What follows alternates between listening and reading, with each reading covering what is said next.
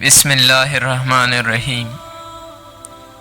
ہر چیز کی اپنی کچھ نشانیاں اور علامتیں ہوتی ہیں جس سے وہ پہچانی جاتی ہے، اور چونکہ اللہ تعالیٰ نے اپنی رضا اور اپنی خوشی کو بندے پر اپنی سب سے عظیم نعمت کے طور پر یاد کیا ہے، ایسی نعمت جس کا کسی دوسری چیز سے مقایسہ نہیں کیا جا سکتا، اور اکثر لوگوں کے دل میں کبھی نہ کبھی یہ سوال ضرور اٹھتا ہے کہ ہم نماز پڑھتے ہیں، پورا رمضان روزہ رکھتے ہیں، تو کیا خدا ہم سے راضی ہوا یا نہیں؟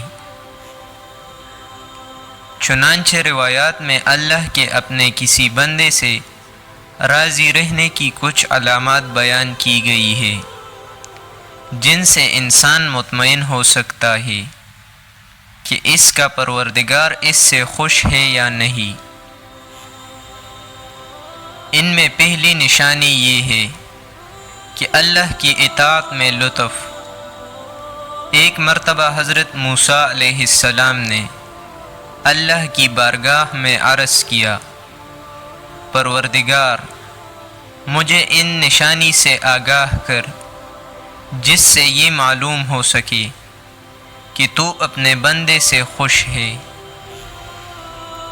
اللہ تعالیٰ نے ارشاد فرمایا، جب تم یہ پاؤ کہ میں اپنے بندے کو اپنی اطاعت و بندگی کے لیے آمادہ کر رہا ہوں اور اسے گناہ سے دور رکھ رہا ہوں، تو یہی میری اس سے خوش اور راضی رہنے کی نشانی ہے۔ دوسری نشانی یہ ہے کہ بندے کا قضا و قدر الہی پر راضی رہنا۔